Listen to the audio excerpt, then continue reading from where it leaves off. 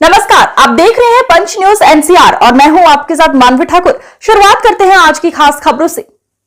अधिक अपडेट्स के लिए बने रहिए पंच न्यूज एनसीआर के साथ।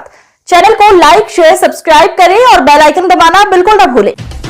चीन ने शुक्रवार को अल्पसंख्यक कार्य मंत्री किरेन रिजिजू की इस टिप्पणी पर कड़ी आपत्ति जताई है।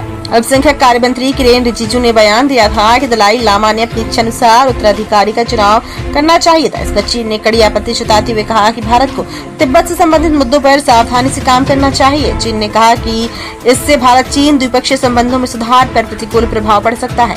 मीडिया से बातचीत के दौरान चीन के विदेश मंत्रालय के प्रवक्ताओं माओ निंग ने कहा कि भारत को 14वें दलाई लामा की चीन विरोधी अलगाववादी प्रकृति के प्रति स्पष्ट होना चाहिए और शिंजांग से संबंधित मुद्दों पर अपनी प्रतिबद्धताओं का सम्मान करना चाहिए।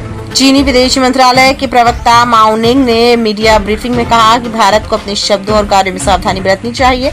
तिब्बत से संबंधित मुद्दों पर चीन के आंतरिक मामलों में हस्तक्षेप करना बंद करना चाहिए और चीन भारत संबंधों के सुधार और विकास को प्रभावित करने वाले मुद्दों से बचना चाहिए। अल्पसंख्यक कार्य मंत्री किरेन रिजिजू ने गुरुवार को कहा कि अगले साल दलाई लामा का फैसला सिर्फ स्थापित संस्था दलाई लामा लेंगे। उन्होंने कहा कि इस फैसले में कोई और शामिल नहीं होगा। दलाई लामा की ओर से अपने उत्तराधिकारी को लेकर की गई टिप्पणी पर सरकार के किसी वरिष्ठ पदाधिकारी की पहली प्रतिक्रिया है। तिब्बती आध्यात्मिक गुरु दलाई लामा ने बुधवार को कहा था कि दलाई लामा संस्था जारी रहेगी और केवल गादेन फोर्ट्रंग ट्रस्ट को ही उनके उत्तराधिकारी को मान्यता देने का अधिकार होगा। रिजिजू की यह टिप्पणी चीन की नोबेल शांति पुरस्कार विजेता दलाई लामा के उत्तराधिकारी योजना को खारिज करने और इस बात पर जोर देने के बाद आई कि भावी उत्तराधिकारी को उसकी मंजूरी मिलनी चाहिए।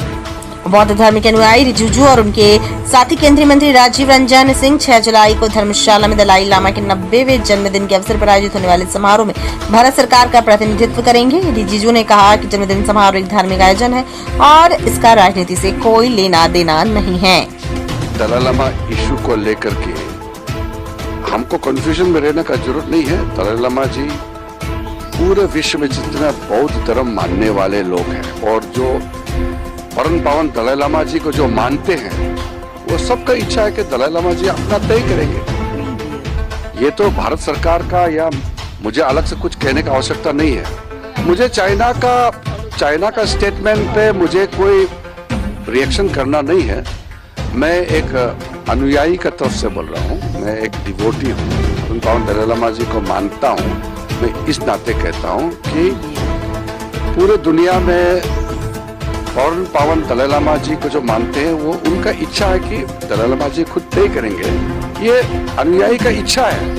मैं भारत सरकार का बिहाफ से या चाइनीज गवर्नमेंट का स्टेटमेंट को मैं कुछ उस पर नहीं कह रहा हूँ। मैं किसी का बिहाफ से नहीं कह रहा हूँ।